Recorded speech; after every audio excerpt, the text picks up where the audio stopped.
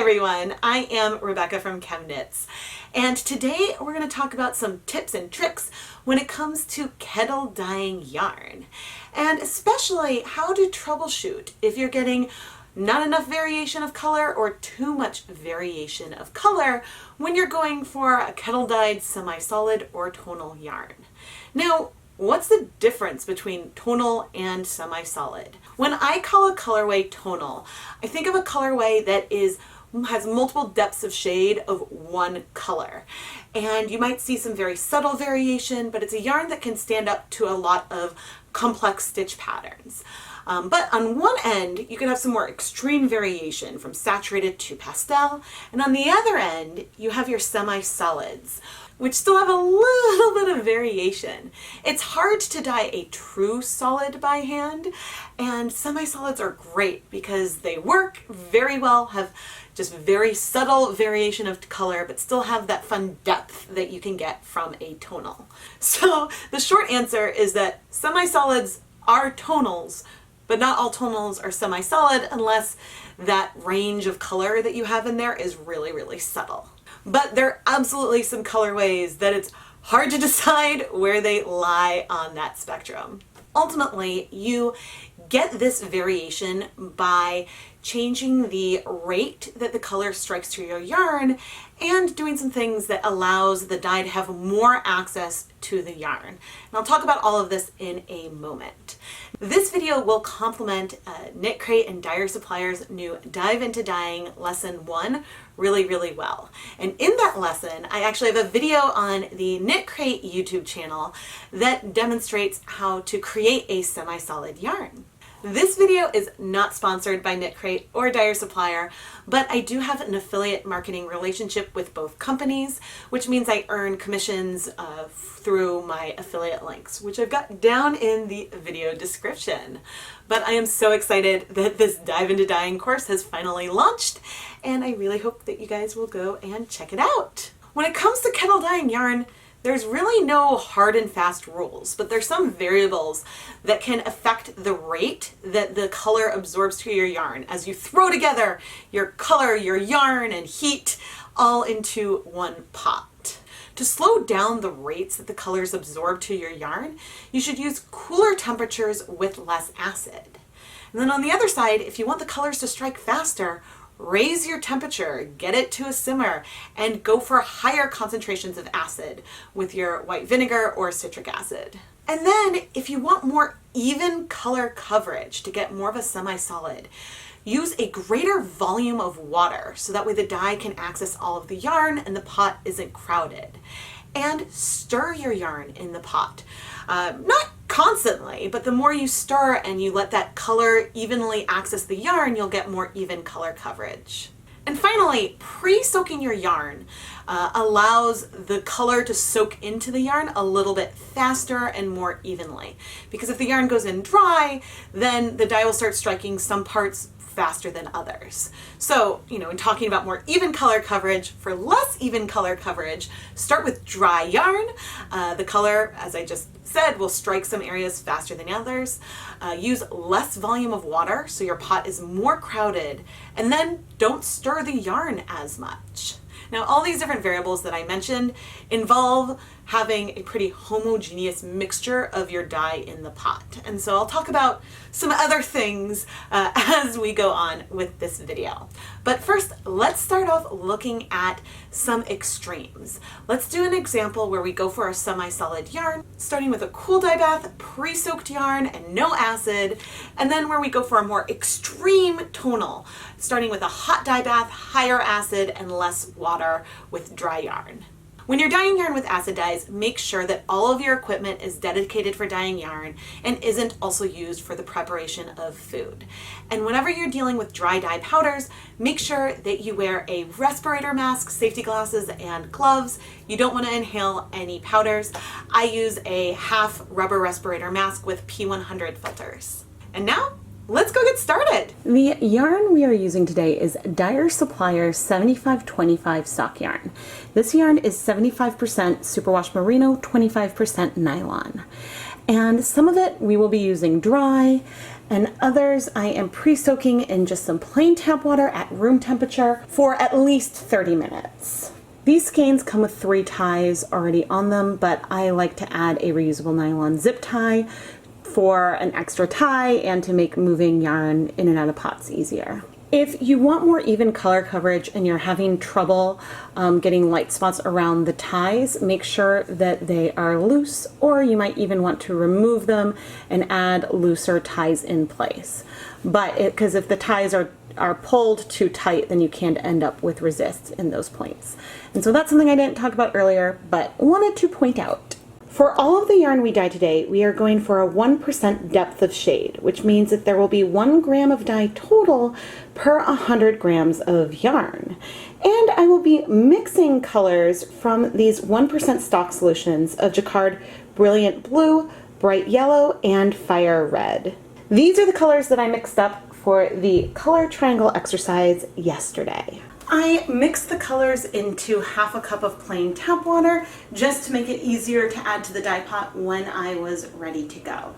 If you would like to see the recipes that I used for each of the colors, I will have that information down in the video description. Let's start off by going for some even coverage. In this dedicated dye pot, I have 24 cups of water, and I'm going to add this mixture that had our 100 milliliters of dye. And we're going to come and stir this really, really thoroughly. For coverage to be as even as possible, you want to make sure the dye is well dissolved and well mixed, because if you have pockets of some dry dye powder, say at the bottom of the pot or something, that can affect the total color that you see. Now I'm going to add 100 grams of pre-soaked yarn to our pot, and I'm going to stir things up and stir it around. My tap water does lean slightly acidic, so I can start to see colors strike even on superwash yarn at cold with very little acid. But by stirring and having this large volume of water, the dye can access the yarn very easily. The strands aren't compressed together. At this stage, you could wait a while to let the yarn soak in the pot to make sure the dye has a lot of access to it before adding the acid. But today, I'm actually going to go ahead and add acid right now. But I am only going to add I guess there's 24 cups of water. I'm going to add 2 tablespoons of white vinegar, which is equivalent to less than 1 tablespoon per 8 cups of water, which is often a starting point for me. And again, I am stirring things up. If I were to add the acid and not stir, there could be a pocket that's more acidic before diffusion happens, and we could get some less even coverage. And now I am going to turn on the heat to slowly heat things up. And I'll come and stir occasionally. And they're still slowly heating up, and there's still a fair amount of color in here, but I am stirring this every 5 minutes or so. I know that the zip tie I have on here will help me order it at the end. I'm not worried about tangles, but the color is fairly even. There's probably some dark and light patches, but we're getting really nice coverage. So at this stage, we're not all the way hot yet, but I am going to go ahead and add some more vinegar. I added 3 tablespoons of white vinegar, so that way the rest of the color can absorb. Because the acid was pretty low and I wasn't sure if it was enough for the color to bind. And we're going to keep heating this up, and I will come back and check in 15 minutes. The pot is getting steamier and steamier. We're definitely below a simmer still. And the heat has not been on low, but almost all of the color has absorbed, and we have beautiful, fairly even coverage. So I am now actually going to just turn off the heat and leave the yarn in the pot to cool off until the rest of that color has absorbed. Next, let's look at the other extreme for a higher amount of tonal variation in our yarn. In this pot, I have 8 cups of water, and I'm going to start with just 3 tablespoons of white vinegar. I could definitely go even higher with the acid, but this is still sort of a middle ground of where I typically start. As we're heating up, I'm going to add our color and rinse it out. But we will wait to add our dry yarn until we are at a boil. So that way the water will be nice and hot to help those colors strike really fast. The pot is hot. We have our dry yarn, and now we're gonna add it in without stirring a ton, but I do want to get the yarn submerged. Now, if we were to dip dye and add the yarn slowly, that would increase the variation we see. But we're aiming for kettle dyed type variation. So I've got the skein folded in half, and I'm plopping it in and pressing it down. Enough to get everything submerged. And now I am not going to touch it anymore, which takes restraint. I want to go and stir it to help distribute that color more evenly on the yarn. But that's not what we're going to do today. It feels weird to not stir at this point. But what I am going to do is reduce the heat because it doesn't need to be bubbling that much. Just below a boil is hot enough. And so there are a few reasons for some of this variation that you can already see.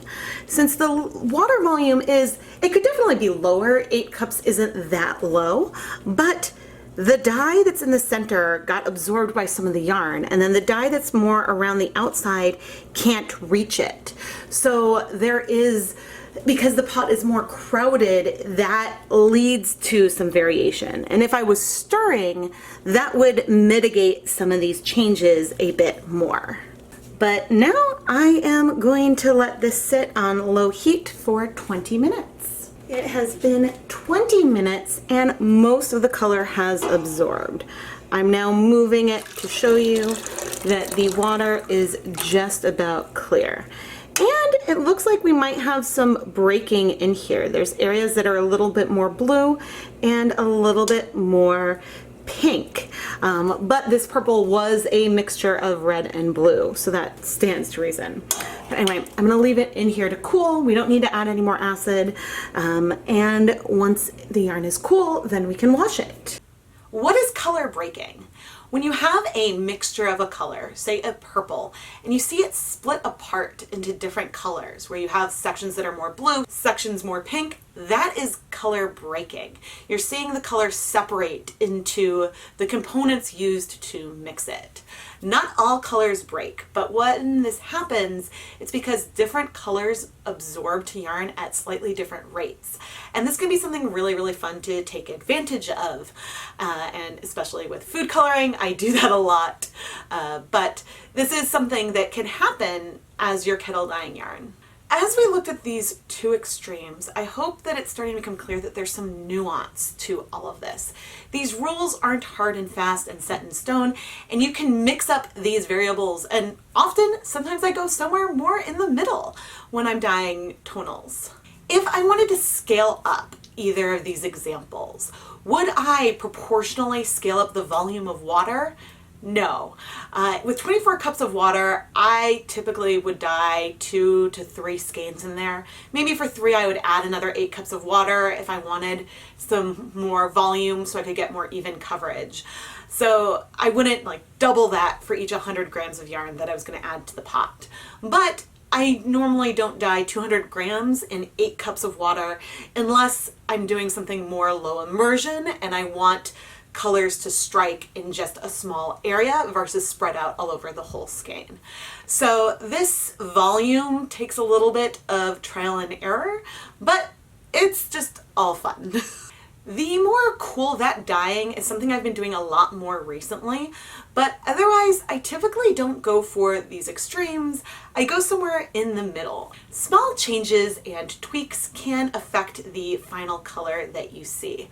But I'm about to show you in a moment 3 examples which will have fairly similar coverage in the end, but the conditions that we're starting with are fairly different. The setup I most like to do for tonals is probably somewhere in the middle of everything that we've shown so far. In this pan I have 12 cups of water. I'm adding 2 tablespoons of white vinegar. And then I'm coming in with our gram of dye. This time it's a mixture of yellow and blue. And I'm gonna heat it up, not so it's at a full boil, but so it's fairly close. And then we will add some pre-soaked yarn. So it's steamy, there's movement on the surface, but we are not yet at a simmer or a boil. And so I'm gonna take my pre-soaked yarn and make sure it's untwisted. I'm gonna add it into the pot and stir things up. And not a ton, but just sort of stir it and then leave it. And so this is probably the way that I am most likely to go about dyeing. Although the semi-solid, starting with a cool vat, is something I've been doing a lot more lately. And now I'm going to wait about 20 minutes. And keeping an eye on the temperature, and I'll reduce the heat to low once we start getting bubbly. Okay, the timer just went off. And we're now going to move it for the first time. The color is actually fairly even, but I can see that we have some subtle tonal variation in here. All right, and I am going to turn off the heat. There's a tiny bit of color left, but I'm going to leave it here to cool off completely. You don't have to be super controlling with your techniques. All of these examples and variables that I keep talking about are really to provide some suggestions for if you get something that has too much variation and you want something more solid, what can you change about your technique in order to make that easier to achieve? Let's mix things up some more. We just looked at sort of an average of those first 2 techniques, but what happens if we add dry yarn to a cool dye bath or pre-soaked yarn to a hot dye bath that has no acid in it yet? Let's go take a look.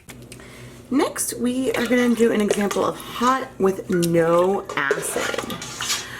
There are 8 cups of water in here. I added the 1 gram of dye, and we're going to heat this up until we're at a simmer.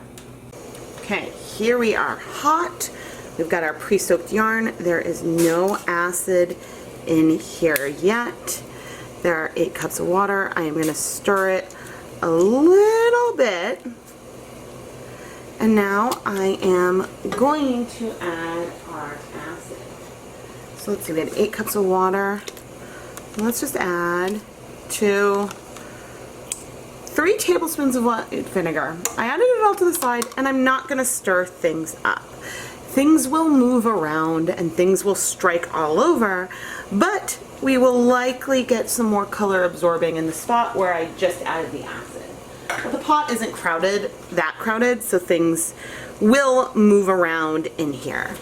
And we'll be back in about 20 minutes. It's only been about 2 minutes, and see how you can see more color striking there on the bottom? There's a little on the side, but the yarn at the top doesn't have as much color striking it, and I'm stirring now even though I said I wasn't. And yeah, the yarn was darker where I added the acid. There's still a lot of good color coverage overall. It's pretty subtle, but I still wanted to move it because that's what I like to do. But we have some nice really subtle tonal variation in here, not too extreme. But again, I think that the amount of dye that we're using helps. And so after 20 minutes when this one is done, I will do one more example with a little bit less dye. After 20 minutes, on the tonal spectrum, this one is close to semi-solid. We'll be able to see a little more when it's dry, but even through the steam you can see some of that tonal variation that we have in here. But it's not as extreme as, say, if I had dip dyed or something, or left part of it out of the water for a while, where we would have had a more extreme pastel. Now we're going to do cold with acid. In this pot we have 16 cups of plain tap water, and I'm going to add 4 tablespoons of white vinegar.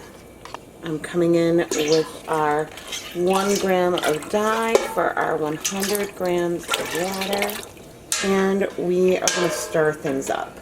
This pot is still cool, and in a moment we're going to add our dry yarn, put it in, and then not stir it up and start heating. If you really want to add a lot of variation, you can start with your skein twisted or add some like zip ties for some resist, and then only leave them on for a short period of time and then remove it. That could be fun. But I'm now going to add the yarn. So with 16 cups of water, we have a reasonable volume here. And our yarn is dry. I am just pressing it. The stirring is to just submerge it, but you can see that we have a good volume to yarn ratio. This morning it isn't. Usually this yarn is fairly absorbent. It's not soaking up the water that quickly. But all right, we are at least submerged. There's definitely dry patches in there, but I'm now going to turn on the heat and start heating this up, and we'll heat it for about 20 minutes. When we got to a boil, I reduced the heat to low. But after 20 minutes, almost all that color is in the yarn. And we have some variation in here.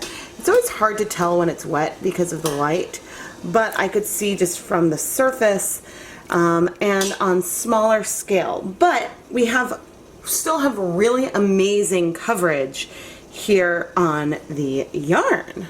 Now I am going to turn off the heat and let this yarn cool off so we can wash it. In all of the examples we've looked at today so far, we've had an equivalent of 1 gram of dye per 100 grams of yarn to give us a fairly saturated colorway. But if you don't have very much dye in the pot at all, it's going to strike pretty quickly. And so you can get really pastel tonals as well. And let's go take a quick look at an example of that. Finally, we are going to leave no dye behind, and here have an unmeasured amount of dye that's a mix of all 3 colors. This pot started with 16 cups of water and 4 tablespoons of white vinegar, and I added almost a liter of our mixture, but you can see how little color there is in here in this pot. The pot is warm. We're not at a simmer, but it is hot and steaming, and we're now going to add our yarn. Some other variables I haven't discussed yet are pre-soaking with vinegar, which can cause the color to strike to your pre-soaked yarn probably a little faster, and the amount of water that's in your pre-soak. I typically squeeze out most of the water so it's not dripping, but if you brought the yarn in dripping, then you could probably get a little more variation as well. But now let's go in. So I'm adding the yarn, and right away, just with that quick little dip in, you can tell that there's not a ton of color in here.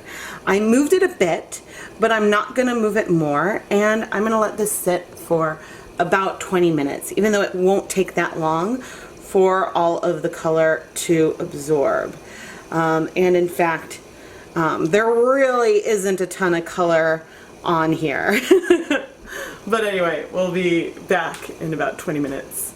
After just 10 minutes, all of the dye has absorbed.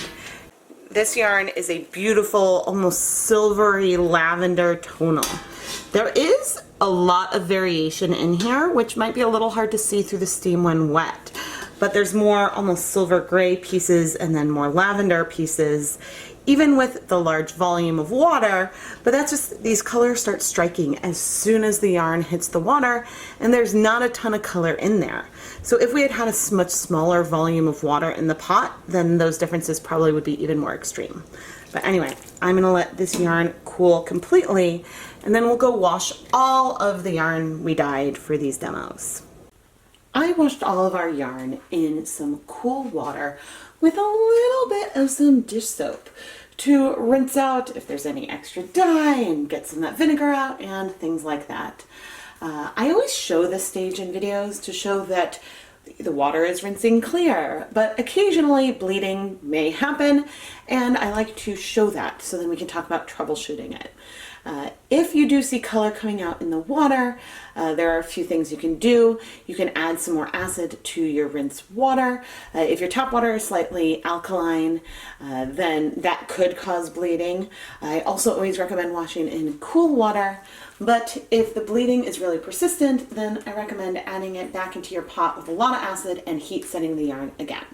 But anyway, after I was done washing all this yarn, and thankfully there was no bleeding today, I put the yarn through my spin dryer and hung it up to dry so we could come back and look at the finished yarn. If your yarn is tangled, don't worry about it now. Do your best to avoid adding additional tangles during the washing, but it is a lot easier to untangle and reorder your skeins when it is dry than when it is wet. So I recommend waiting. Let's take a look at our two extremes where we created a semi-solid yarn where we slowed down the rates that the colors could absorb as much as possible by starting with pre-soaked yarn, a cool dye bath with no vinegar. We slowly heated it up and we stirred it around a lot so the dye could have even access to our yarn. In contrast, here we added dry yarn to a hot dye bath with, it wasn't a ton of acid, but higher acid. And the colors struck faster, and you can see we have a lot more variation of tone in here. In fact, these two skeins have the exact amount of dye on them, but the darkest pigments in our more tonal are deeper than what we see in our semi-solid. And there's some areas where you can see that same tone between them, but the average of this tonal would be our semi-solid, if that makes sense. All of the conditions for each of these skeins will be down in the video description.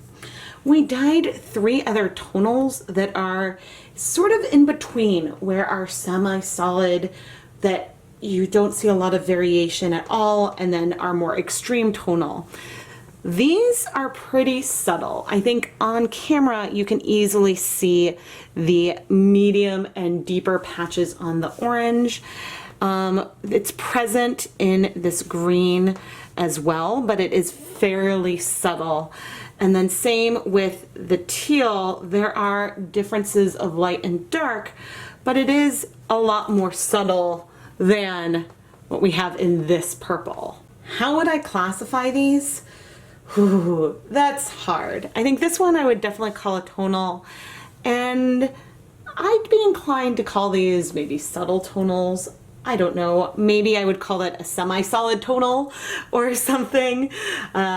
So, you know, there is that line where it's hard to distinguish what you see.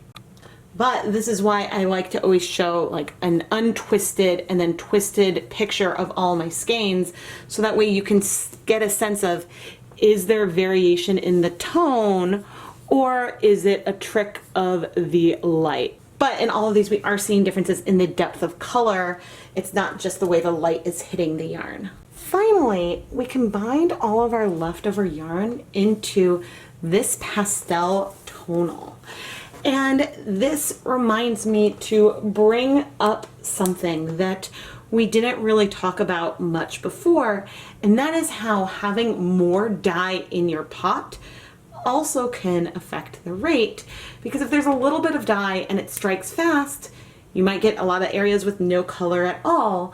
But if you have a lot more dye and things strike slower, then we might see something like this orange where there's definitely a distinct difference, but there's more time, so you get more medium and saturated tones versus having pastel tonals. We got lovely coverage here and multiple tones.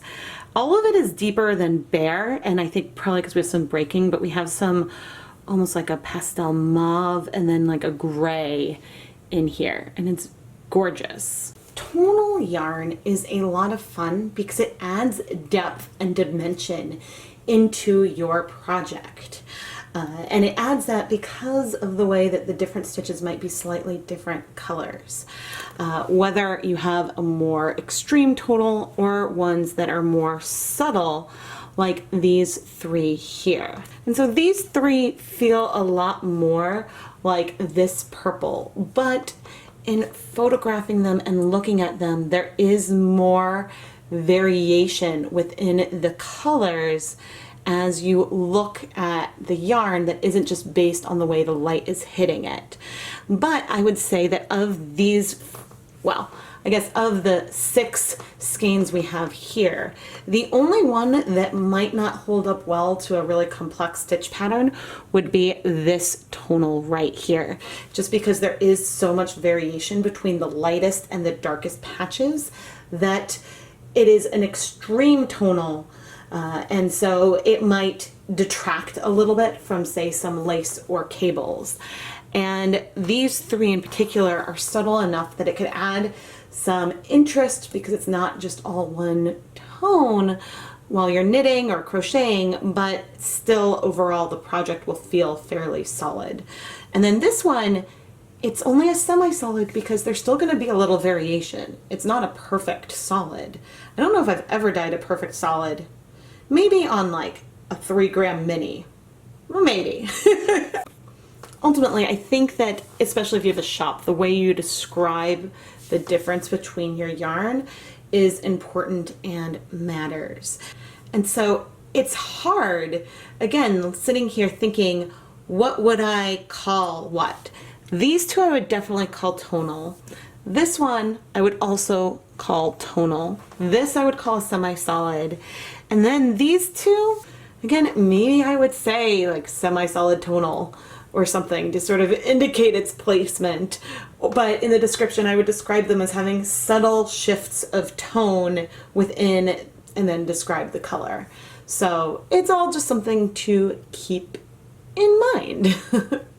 All of this really is to illustrate one big reason why you should play with color and really play around with the way your colors strike your yarn, because the more you play with certain dyes and certain yarn bases, you start to get a better feel of how they strike. And different colors can strike really, really differently. Some colors break, like Tonal Purple Pop. It breaks and that pink takes a lot of acid and time to absorb. All of these different variables work together. None of them are in a vacuum. There's not a hard and fast rule of how to do it, but you'll find a way that works best for you. And I hope that watching me mix up some of these variables and techniques was helpful. So that way, if you're not getting the kind of colorway you want, maybe now you know some of the things that you could try tweaking to troubleshoot your color and the evenness of the color that you either do or do not want. I keep saying this over and over, but there really isn't a hard and fast rule for creating kettle dyed yarn. I hope that some of these examples and tips and tricks will help you if you want to get something with more tonal variation in your dye pot or less. And then if you end up with one but one of the other, how you could tweak your conditions to go back and forth. There are a few other things that I haven't touched on yet that can make a difference. There are some leveling agents that you can use that will slow down the rate that colors absorb even more. And I haven't tried any yet, but that would be helpful for getting something that is much more solid, especially if you're dealing with a color that tends to strike really quickly anyway. And some colors will strike to yarn much faster than others. And so it can be a lot easier to get a semi-solid on a colorway that takes a long time to absorb versus one that will strike before you even add vinegar. Superwash wool will absorb color faster than non-superwash. So it's easier to get that semi-solid on a non-superwash yarn. So if you've got your technique down on your non-superwash yarn, you might need to modify things to slow things down a little bit more when you go to a superwash base. And finally, you want to make sure your dyes are well dissolved. If the dye isn't well dissolved, you could have some clumps at the bottom. You'll get less even color coverage, which might be your desired effect. And I showed an example where you poured in the vinegar a little asymmetrically. For a little bit, part of the pot is more acidic than another part, so more color can strike. And little things like that can also lead to more tonal variation in your colorways. I hope that all these examples were really helpful wherever you are in your dyeing journey. If you're a beginner or you've been dyeing for a while but want to explore some more. I find that intentionally varying techniques is a really great way to learn and get even more comfortable, and I found this incredibly helpful as well. To learn more about the conditions for any of the colorways I did, I do have all of that listed down in the video description, so that way you can go and mix the colors that I used or use the same setup that I did. There's also timestamps so you can go back to the right part in the video to watch it over again. Please subscribe to the ChemKnits Tutorials YouTube channel, especially if you found this video helpful. Give it a thumbs up and make sure your notifications are turned on so you never miss a new video. I publish at least 2 new yarn dyeing videos every week and we have a lot of fun. I love to explore different ways to add color to yarn. If you've been a subscriber for a while and want to help support the channel on another level, I do have a Patreon and an Etsy shop. Most of the yarn I dye in these videos does end up on Etsy, and so you can check those out as well. Links for everything are down in that video description. Finally, I am so excited that Knit Crate's Dive into Dyeing course is finally available. We've been working on this for over a year and I finally can talk about it. I made, I think, 13 videos that will all be available for everyone over on the Knit Crate YouTube channel. And so you should go check it out. They're very beginner friendly and we try a lot of different techniques out. I haven't had a chance to unbox the final kit yet. I've only seen like digital versions of things, but I am so excited to see some of my videos turned into like an instructional magazine booklet. I am beyond excited. The live stream may have happened already when I unboxed it by the time this video comes out, but if not, hopefully it's coming really, really soon, and I cannot wait to share my reactions opening it up for the first time with all of you. Thank you guys so much for watching and sharing your projects with me on Instagram. I love to see the colors that you create, and it is just so much fun. Thank you so much for watching, everyone.